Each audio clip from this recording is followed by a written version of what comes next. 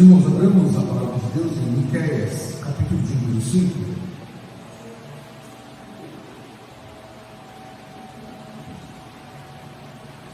Miqueias, capítulo 5, nós vamos ler do verso 2 até o verso de número 15. Miqueias, capítulo de número 5, verso 2 a 15.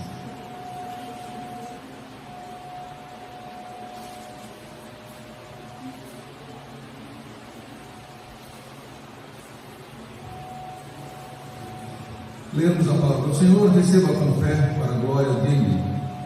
E tu, Belém Efrata, pequena demais para figurar com um grupo de milhares de Judá, de ti me sairá o que há de reinar em Israel, e cujas origens são desde os tempos antigos, desde o dia da eternidade. Portanto, o Senhor os entregará até ao tempo em que aqui está em dores tiver dado a luz. Então o restante de seus irmãos voltará aos filhos de Israel. Ele se manterá firme e apacentará o povo na força do Senhor, na majestade do nome do Senhor seu Deus, e eles habitarão seguros, porque agora será ele engrandecido até os confins da terra. Este será a nossa paz. Quando a Síria vier à nossa terra, e quando passar sobre os nossos palácios, levantaremos contra ela 7 pastores e 8 príncipes dentre os homens. Estes consumirão a terra da Síria, a espada, e a terra de Nimrod dentro de suas próprias portas. Assim nos livrará da Síria quando esta vier à nossa terra e pisar os nossos limites. O restante de Jacó estará no meio de muitos povos, como orvalho do Senhor, como chuvisco sobre a erva, que não espera pelo homem, nem depende dos filhos dos homens. O restante de Jacó estará entre as nações, do meio de muitos povos, como um leão entre os animais das selvas, como um leãozinho entre os rebanhos de ovelhas, o qual, se passar, os pisará e despedaçará, sem que haja quem as livre. A tua mão se exaltará sobre os teus adversários, e todos os teus inimigos serão eliminados. E sucederá naquele dia, diz o Senhor, que eu eliminarei do meio de ti os teus cavalos e destruirei os teus carros de guerra. Destruirei as cidades da tua terra e deitarei abaixo todas as tuas fortalezas. Eliminarei as feitiçarias de tuas mãos, e não será mais adivinhadores, ou não terás mais adivinhadores. Do meio de ti eliminarei as tuas imagens de escultura e as tuas colunas, e tu já não te inclinarás diante das obras das tuas mãos. Eliminarei do meio de ti os teus postes ídolos, e destruirei as tuas cidades. Com ira e furor tomarei vingança sobre as nações que não me obedeceram. Vamos orar mais uma vez, meus irmãos. Santíssimo Deus, graças te damos, ó Pai, pelo privilégio de poder ouvir a tua palavra, de poder ouvir o Senhor falar conosco. Que os nossos ouvidos estejam abertos, ó Deus, para ouvir a tua palavra. E uma vez que elas entrarem pelos nossos ouvidos, que desça o nosso coração, para que uma vez dentro do nosso coração, Senhor, ela possa criar raízes e possa penetrar até o profundo do nosso ser, para que uma vez dentro de nosso ser, no mais profundo do nosso íntimo, Senhor, nós possamos então praticá-la todos os dias até a vinda do Senhor. Abra os nossos ouvidos, ó Pai, a nossa oração em nome de Jesus. Amém. Meus irmãos, o livro de Miqueias é aquela sequência do livro dos profetas, onde os profetas eles enviam a mensagem de Deus contra Jerusalém diante dos seus muitos pecados e das suas abominações contra o Senhor. Miqueias, ele é um dos grandes profetas do 8º século antes de Cristo. Lembrando, né? Antes de Cristo você conta os períodos dos anos que foram antes do nascimento de Cristo e depois de Cristo os anos que sucederam depois do nascimento de Cristo. Miqueias, ele escreve aqui provavelmente no século 8º antes de Cristo. E ele viveu também no tempo de Isaías, do profeta Isaías. O Miqueias, ele é natural de uma pequena cidade, que o texto relata muito bem, a Judá, a cidade de Judá, que ficava no Reino do Sul.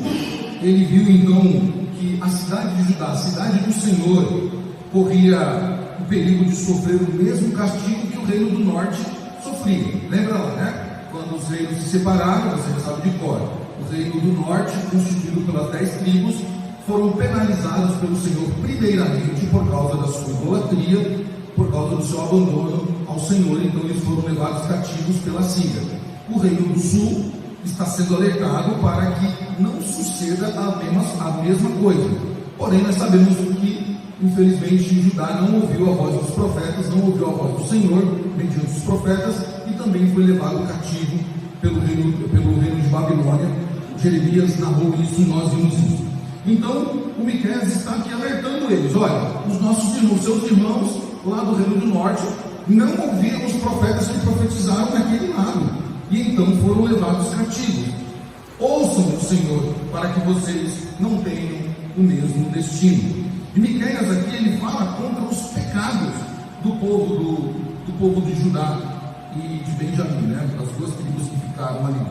Mas também Miqueias, assim como todos os profetas, você deve lembrar, não se esqueça, os profetas vinham com uma mensagem dura da parte de Deus, de sentença: ou você abandona o seu pecado, ou você vai perecer. Porém, também eles traziam uma mensagem de misericórdia e bondade da parte de Deus. Se você se arrepender, o Senhor então agirá com sua misericórdia e bondade.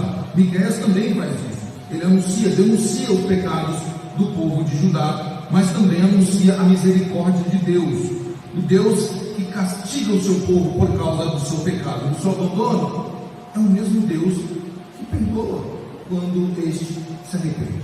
Isso é muito interessante, né, esse tipo de abordagem do Senhor para conosco, assim como foi para com Israel. E algumas coisas nesse texto, nesse livro, são muito interessantes, meus irmãos, desde o capítulo 1 até o capítulo final. E nós vamos nos ater então àquilo que nós chamamos de textos notáveis, ou textos que se destacam dentro do livro. Nós vamos ver então o Senhor, já no capítulo 4, mostrando que o domínio dele é universal, que Israel deveria perceber isso, que o Senhor não é só o rei de Israel, não é só o dono de Israel, mas ele domina sobre inclusive os inimigos do Senhor que se levantam contra o seu povo. A Síria não tem independência de poder, é o Senhor que domina a Síria. Babilônia não tem poder autônomo, é o Senhor que domina a Babilônia. Então o Senhor mostra que Ele é o Senhor, Ele tem um domínio universal, e é Ele quem traz a paz virá da parte dele. Ninguém pode trazer sossego, tranquilidade e paz se essa não vier do Senhor. E também aqui no capítulo 5, o Senhor então mostra para Israel que Ele, o Senhor Deus, enviará um verdadeiro rei que nascerá de uma forma não muito usual aos olhos do povo. Este libertador, este que trará a paz, este que será o verdadeiro pastor de Israel, virá da pequena Belém, uma cidade pequena, não virá de um grande centro. É como se nós disséssemos que um político, um presidente que vai nos trazer um grande benefício para o Brasil viesse de uma cidade como, por exemplo, Dionísio de 7 mil habitantes. Não é impossível, tá? Mas o que você espera? Você espera que um político de destaque, de Belo Horizonte, de São Paulo, do Rio de Janeiro, do Rio Grande do Sul, de Goiânia, dos grandes centros. Mas aí Deus tira lá alguém lá de Dionísio do nosso convívio e daqui a pouco ele está se destacando como um presidente bom que governou o país de uma forma boa. E aí todo mundo fica assim: mas como? Deus, ele faz isso para mostrar que tudo está no controle dele e que para Deus ele não precisa de grandes pessoas, ele não precisa de grandes destaques. Ele é o destaque por excelência, ele é o Senhor que reina sobre tudo. Então nós vemos que o capítulo 5 de Miqueias, ele se encontra neste meio, né, entre juízo e a esperança. O Senhor anuncia juízo e anuncia a esperança ao mesmo tempo. Nos capítulos anteriores, como eu disse, o Senhor então ele denuncia os pecados de Israel. Se você for ver o capítulo 3 e 4, o Senhor denuncia os pecados de Israel, lista eles. E no 5 também ele lista um pouco dos pecados que Israel tinha feito. Entre eles, idolatria e os postes ídolos, que eram marcos aonde altares que eram levantados para adorar deuses estranhos, deuses que eram abomináveis aos olhos do Senhor, os falsos deuses. Então o Senhor condena Israel por isso. Contudo, neste trecho que nós lemos, o Senhor apresenta a esperança para Israel. O Senhor diz que Ele levantará um governante vindo da pequena Belém, que será segundo o coração dele, que trará paz e pastoreará Israel. E é isso que nós podemos ver nestes 15 versos. Meus irmãos, de forma sintetizada, ou de forma apresentando uma síntese, o que nós vamos ver nesses próximos minutos é o Senhor falando que Ele revela a glória e fraqueza na humilde Belém. O pastor fiel é aquele que protege o seu rebanho, que será enviado pelo Senhor. Que o Senhor reconciliará Israel, trazendo paz e descanso a eles. E o Senhor também vai mostrar aqui através do profeta Miqueias que Ele transformará o seu povo em testemunho vivo, ou seja, o povo de Israel alcançaria a bênção e a vitória de Deus em um tempo determinado. E por fim, o Senhor anuncia através do profeta que Ele purificaria o povo do Senhor, trazendo santificação que se cumprirá na igreja. Quando Cristo veio, se cumpriu na igreja. Então, Cristo santificando o seu povo para si, separando esse povo agora para si. Então é isso que diz esses 15 versículos. Versos 2, meus irmãos, o profeta que anuncia através da pequena Belém, né, o Messias que viria dessa humilde cidade, e isso representa Cristo. Verso 2, ele diz isso: e tu, Belém Efrata, pequeno demais para figurar como um grupo de milhares de Judá, de ti me sairá o que há de reinar em Israel, e cujas origens são desde os tempos antigos, desde o dia da eternidade. Então nós vemos aqui, meus irmãos, sintetizando aqui de forma muito objetiva, nós vemos a profecia. Qual é a profecia? Que da cidade de Belém, da pequena cidade de Belém, nasceria o governante que seria eterno. Ou seja, de uma pequena cidade viria o governante eterno. Israel estava esperando um libertador. Tá? Israel estava esperando alguém que reinaria no trono de Davi para governar de forma bélica, ou seja, através do exército, através das forças de Israel, contra os seus inimigos, especialmente os assírios. Então Israel estava esperando esse homem forte, esse homem líder nato de guerra mesmo, para libertar Israel. Porém, a profecia se cumpre em quem? A profecia não se cumpre em Barrabás. A profecia não se encontra em nenhum dos zelotes. A profecia se cumpre em Jesus Cristo, e eu te convido a abrir aí em Mateus capítulo 2, nós lemos na liturgia, mas se cumpre exatamente em Jesus Cristo. Quando nós lemos Mateus capítulo 2, nós vemos o cumprimento dessa belíssima profecia dito pelo profeta Miqueias. Olha o que diz a palavra do Senhor em Mateus capítulo 2, especialmente no verso de número 6. 5 e 6. Em Belém da Judéia, responderam eles, né? Eles estão respondendo ao que Jesus está perguntando nos versículos anteriores. Então Jesus diz, tendo ouvido isso, alarmou-se o rei Herodes, porque os magos estavam procurando o rei de Israel, e com ele toda Jerusalém. Então convocaram todos os principais sacerdotes e escribas do povo, e indagavam deles onde o Cristo deveria nascer. Então aí vem a resposta: em Belém da Judéia, responderam eles, porque assim está escrito por intermédio do profeta. Aqui não está anunciando qual profeta, tá? Porque para o povo de Israel nessa época o livro dos profetas era um só. E aí, então aqui a profecia de Miqueias se cumpre, verso 6: e tu, Belém, terra de Judá, não és de modo algum menor dentre as principais de Judá, porque de ti sairá o guia que há de apacentar o meu povo de Israel. Se cumpre em Jesus a profecia. Da pequena cidade de Belém nasce o grande libertador de Israel, o verdadeiro pastor de Israel. Então aqui nós vemos a profecia ser cumprida, revelando a grandeza de Deus, que se manifesta de forma simples e humilde na pequena cidade de Belém.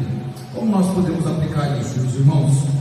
Assim como Cristo veio de uma forma simples, não veio de um palácio, não veio de uma família de autarquia, mas ele veio de forma humilde. Assim como Cristo veio em simplicidade, nós somos chamados a valorizar a simplicidade apresentada pelo nosso Senhor, o nosso Deus Todo-Poderoso, e reconhecer que Deus, Ele age pelos meios improváveis, e você pode ver isso em 1 Coríntios, quando Paulo diz isso, capítulo 1, versículos 27 e 29. Paulo mostra isso de forma clara, Deus agindo por meios que nós não entendemos, e nós precisamos então entender que o Senhor, Ele age por meios improváveis e desconhecidos.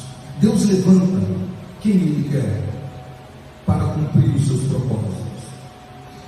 E a profecia se cumprindo em Cristo, meus irmãos, talvez tenha chocado um pouco o povo de Israel, e eu creio que sim, porque eles estavam esperando, assim como nos tempos de Judá, eles estavam esperando um grande libertador, e aparece Jesus, um professor, um mestre que ensina um reino espiritual, que fala de um reino espiritual, que fala de um governo espiritual, e eles estavam querendo a libertação do jugo de Roma. Deus nos mostra, meus irmãos, através do profeta Miqueias, que Cristo é este prometido, é este que nasceria de Belém e Efrata. Versos 3 a 4, meus irmãos, Miqueias está falando do pastor que vai apacentar o seu povo, e esse pastor sabemos que é Cristo Senhor. Veja lá, versos 2, 3 e 4, perdão. Portanto, o Senhor os entregará até o tempo em que está em dores e tiver dado a luz.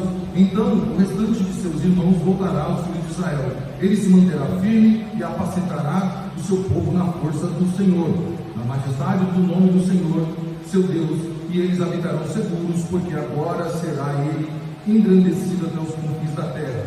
Então nós vemos aqui a profecia apresentando o quê? Um governante que aparecerá em Israel com a força do Senhor. Essa é a profecia que Miqueias está anunciando. O cumprimento dessa profecia está em Cristo. Cristo é o bom pastor que dá a sua vida pelas suas ovelhas. João capítulo 10, versículo 11. O próprio Jesus diz: eu sou o bom pastor. Ele é o pastor que dá a vida pelas suas ovelhas, como de fato Ele deu. E com isso nós podemos aprender, meus irmãos, que nós somos cuidados por Deus. Nós somos cuidados por Cristo diariamente. Diariamente o Senhor cuida de nós.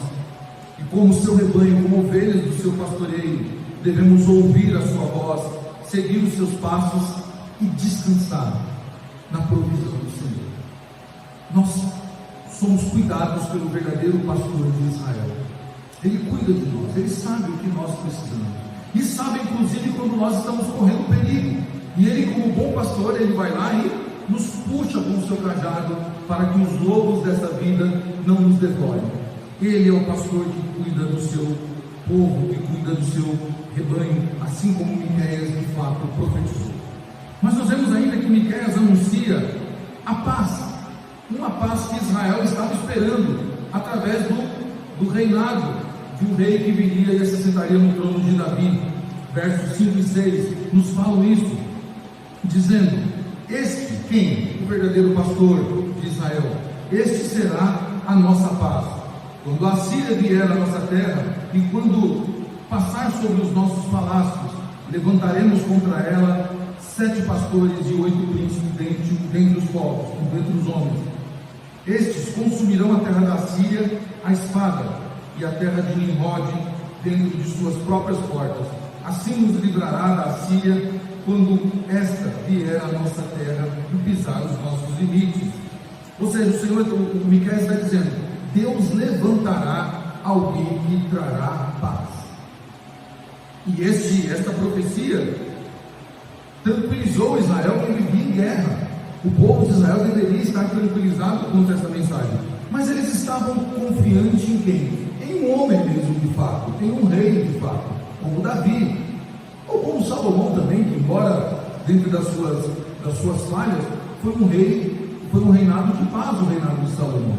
Mas eles estavam esperando um homem como Davi, de fato, que era forte, e talvez até pensavam na nova canção, né, como Davi tinha na sua época, né? Saul matou milhares, mas Davi matou milhares, ou 10 milhares, né? Ou mais de 10 milhares. Talvez eles estavam esperando um rei assim, um rei forte, um rei que as nações temiam, como teriam Davi. Mas essa profecia, meus irmãos, ela se cumpre em Jesus. A profecia que se cumpre em Jesus Efésios capítulo 2, versos 14, Paulo afirma que Jesus é a nossa paz. É a nossa paz. E Ele reconcilia gentios e judeus. O Senhor está dizendo aqui, olha, a Síria não vai ter forças contra você. Nimrod não vai ter forças contra você, porque o Senhor trará a paz. E o Senhor traz a paz conforme o apóstolo Paulo, dentre outras passagens, nos apresenta. Jesus agora ele traz o quê? A reconciliação. E essa reconciliação, ela traz paz para o povo de Deus. A paz de Cristo, meus irmãos, vai além do entendimento humano. Nós às vezes pensamos que a paz, ou imaginamos, ou defendemos, que a paz vem na guerra. Mas não, a paz de Cristo vai além da ausência de guerra. Para muitos eu estou em paz quando não tem guerra. Não é. A paz que Cristo traz ultrapassa esse entendimento da ausência da guerra. Ela traz reconciliação com Deus, com nosso Pai. Ela traz reconciliação consigo mesmo e traz reconciliação com o próximo. Esta é a paz que Deus tem para nós. O cristão, meus irmãos, vive a missão de ser um pacificador. E é por isso que Cristo disse: eu dou a minha paz eu vos dou. E é por isso que Ele nos aconselha lá no capítulo 5 de Mateus a sermos o quê? Pacificadores, a promover a paz. Por isso, meus irmãos, essa profecia se cumpre em nós, e nós devemos praticar isso. Devemos dar continuidade a esse ensinamento do Senhor Jesus, promovendo a paz para que aqueles que ouçam ou que ouvirem o Evangelho, eles possam ter paz com Deus, ter os seus pecados perdoados, possam ter paz consigo mesmo, não vivendo debaixo da culpa, e possam ter paz com o próximo, sabendo que todos pertencemos à mesma família. E por fim, meus irmãos, ainda o profeta, ele traz uns ensinamentos aqui dos versículos 7 a 9, mostrando que Deus traria a bênção e a vitória do remanescente. E isso também aponta para Cristo. O remanescente, narrado pelo profeta Miqueias, seria como um orvalho que traz a vida e como um leão que vence. Os versos 7 a 9 mostra isso, dizendo o profeta: o restante de Jacó estará no meio de muitos povos, como orvalho do Senhor, como chuvisco sobre a erva, que não se espera pelo homem, nem depende dos filhos dos homens. O restante de Jacó estará entre as nações, no meio de muitos povos, como um leão entre os animais da selva, como o leãozinho entre os rebanhos de ovelhas, o qual, se passar, as pisará e despedaçará, sem que haja quem a livre. A tua mão se exaltará sobre os teus adversários, e todos os teus inimigos serão eliminados. Então, a profecia aqui está apontando para Cristo, o remanescente, que traz vida, que traz bênção para o povo. Isso aponta para Cristo, de fato, meus irmãos. Cristo, em Jesus Cristo, nosso Senhor, a igreja, ela é esse remanescente. Paulo diz isso lá em Romanos capítulo 11, falando claramente também do povo de Israel, mas Paulo diz isso de forma muito clara, verso 5: assim pois, também agora, no tempo de hoje, sobrevive um remanescente segundo a eleição da graça, apontando para a igreja de Cristo, que é o remanescente, chamada para ser bênção neste mundo, conforme o próprio Evangelho de Mateus capítulo 5. Nós somos o remanescente, meus irmãos, e em Cristo nós usufruiremos da bênção e da vitória que Deus tem. E ainda mais, nós, pelo poder de Cristo, nós vencemos os adversários que se levantam contra a igreja.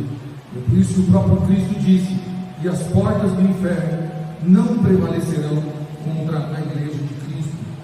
Meus irmãos, como corpo de Cristo, somos instrumentos de bênção e de vitória, testemunhando a este mundo que nós vivemos, essa sociedade que nós vivemos, a nova vida que Ele nos deu, a nova vida que Ele nos deu, como seu povo, como suas ovelhas.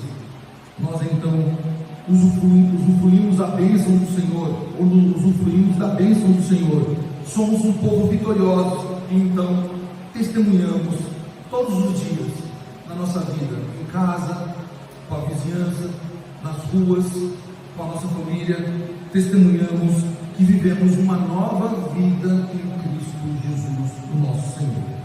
E por fim, meus irmãos, Miqueias, ele encerra aqui, mostrando então que Deus enviaria um purificador para o seu povo, alguém que purificaria aquele povo que vivia debaixo da idolatria, adorando outros deuses, afrontando a santidade de Deus. Deus enviaria alguém que iria purificá-los dos seus pecados. Versos 10 a 15 nos mostram isso, quando o profeta diz: e sucederá naquele dia, diz o Senhor, que eu eliminarei do meio de ti os teus cavalos e destruirei os teus carros de guerra, destruirei a cidade da tua terra e deitarei abaixo todas as tuas fortalezas, eliminarei as feitiçarias das tuas mãos e não terão adivinhadores no meio de ti, e eliminarei as tuas imagens de escultura e as tuas colunas, e tu já não te inclinarás diante das obras de tuas mãos. Eliminarei do meio de ti os teus postes ídolos e destruirei as tuas cidades. Com ira e furor tomarei vingança sobre as nações que não me obedecerem. Então o Senhor aqui, através do profeta, mostra: Deus destruiria ídolos, destruiria fortalezas e todas as práticas pagãs, purificando o seu povo, como de fato aconteceu. Demorou um pouquinho para Israel entender isso, mas Deus destruiu do meio do povo de Deus toda a idolatria, todas as fortalezas que Israel se escondia, todas as práticas pagãs de feitiçaria, de adivinhamento, todas as consultas a agoreiros e adivinhadores, e Deus então purificou o seu povo. Meus irmãos, é isso que Deus faz conosco. Jesus Cristo purifica a sua igreja, preparando a sua igreja como sua noiva, adornada para o grande casamento. E Ele então nos purifica todo dia, tirando do meio de nós tudo aquilo que afronta a sua santidade. Talvez você diga assim: mas eu não sou idólatra, mas eu não sou um adivinho, eu não fico consultando aí nenhuma pessoa, um vidente.